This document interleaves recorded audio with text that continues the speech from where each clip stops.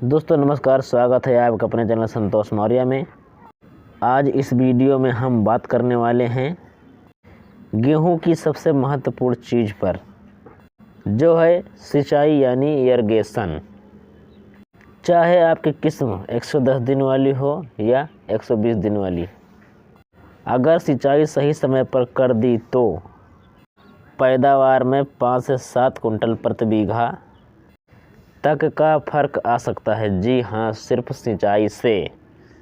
अगर आपने CRI सिंचाई यानी कि पहला पानी सही समय पर नहीं दिया तो आपकी गेहूं की पैदावार 30% तक घट सकती है। लेकिन अगर आप इस वीडियो को पूरा देख लेंगे तो मैं गारंटी देता हूँ आपकी गेहूं की फसल में पानी की एक भी सिंचाई गलत नहीं होगी। गेहूं की खेती में सिंचाई इतनी ज़रूरी क्यों? अब बात यहाँ पे आती है। किसान भाइयों, गेहूं पानी की कमी सहन नहीं कर सकता।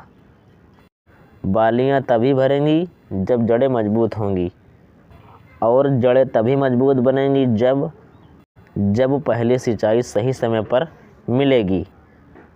अगर पानी कम दे दिया तो पौधे छोटे, दाना हल्का और बालियाँ कम, और अगर ज़्यादा पानी दे दिया तो पौधे गिर सकते हैं। इसलिए समय सबसे महत्वपूर्ण है। अब दोस्तों सबसे पहले हम बात करेंगे 110 दिन वाली किस्म में कितनी सिंचाई होगी। तो दोस्तों आप सबको सबसे पहले जानना है कि 110 दिन वाली गेहूं जो है सबसे तेज़ी से बढ़ती है, इसलिए इसे चाहिए सिर्फ 4 से 5 सिंचाई।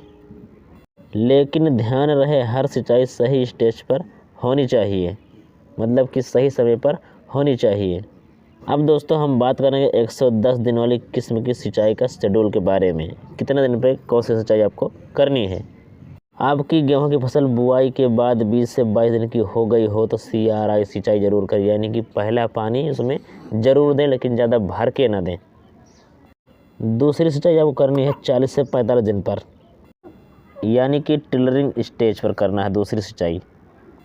और दोस्तों तीसरी सिंचाई आपको करनी है 60 से 65 दिन पर, यानी कि बूटिंग स्टेज पर। और चौथी सिंचाई आपको करनी है 80 से 85 दिन को, यानी कि जब मिल्क स्टेज में बाली में दूध आने लग जाए तब। पांचवी सिंचाई 95 से 100वें दिन में, यानी कि डो स्टेज। ज़रूरत हो तो ये पानी दें, नहीं तो कोई ज़रूरत नहीं है। 4 पानी ही सही है। 110 दिन वाली किस्म में भी किसान 4 सिंचाई से ही अच्छी पैदावार लेते हैं। लेकिन आखिरी बार जो आपकी सिंचाई 95 से 100वें दिन बता रखा है, ज़रूरत हो तो उसमें पानी ज़रूर दे दे, हल्की सिंचाई कर दे, ताकि दाने जो है मोटे हो जाएं। अब दोस्तों हम बात करेंगे 120 दिन वाली किस्म में कितनी सिंचाई करनी है। अब बात करते हैं 120 दिन वाली नॉर्मल किस्म की। यह किस्म लंबी अवधि की होती है और भरपूर दाना देती है, लेकिन पानी सही समय पर चाहिए। 120 दिन वाली किस्म का सिंचाई शेड्यूल। तो इसमें भी दोस्तों पहली सिंचाई आपको 20 से 22 दिन पर करनी है, दूसरी सिंचाई 40 से 45 दिन पर करनी है, तीसरी सिंचाई आपको 60 से 65 दिन पर करनी है, और चौथी सिंचाई आपको 80 से 50 दिन पर करनी है, और पाँचवीं सिंचाई 95 से 100वें दिन करनी है। दोस्तों बात आती है छठे सिंचाई की। तो अगर यदि ज़रूरत हो तो 115 से 120 दिन पर सिंचाई कर दें, नहीं तो दाने जो है पतले रह जाएंगे, छोटे रह जाएंगे। ज़रूरत हो तो सिंचाई करें, नहीं तो कोई ज़रूरत नहीं है। भाइयों, एक सिंचाई ज़्यादा और 1 से 2 कुंटल उपज भी ज़्यादा, तो ये सिंचाई आप मिस ना करें, ना छोड़ें। कौन सी सिंचाई सबसे महत्वपूर्ण होती है दोस्तों, इसके बारे में हम बात करेंगे। आपको सुनकर हैरानी होगी कि गेहूं की कुल पैदावार का 70 से 80% हिस्सा सिर्फ 3 सिंचाइयों पर निर्भर होता है। पहली सिंचाई सबसे ज़रूरी, उसके बाद दोस्तों तीसरी सिंचाई ज़रूरी है, और चौथी सिंचाई।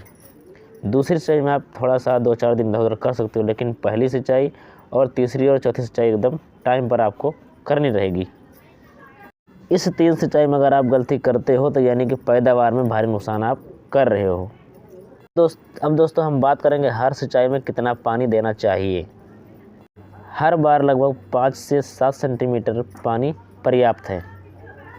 अगर आपकी मिट्टी रेतीली है तो सिंचाई का अंतर थोड़ा कम रखें, यानी कि 15 से 18 दिन पे आप कर दें सिंचाई।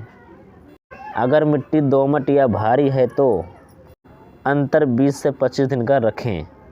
जैसे ही पानी दे दें 24 घंटों बाद हल्का सा हल्का कल्टीवेटर या खुरपी चलाने से नमी ज़्यादा दिनों तक रहती है। अब दोस्तों हम बात करेंगे आम गलतियाँ जो किसान ज़्यादातर करते हैं और नुकसान उठाते हैं। ज़रूरत से ज़्यादा पानी भर देना, पहले सिंचाई में देर कर देना और बूटिंग स्टेज पर सिंचाई छोड़ देना। यदि तेज़ धूप है तो पानी ना लगाने तो पौधे झुलस सकते हैं और झुलस जाते हैं अगर लगा देते हैं तो। पानी देने के बाद तुरंत खाद ना डालना। बहुत किसान भाई है जो पहले डाल देते हैं ना, उसको पानी देने के बाद खाद डालना चाहिए।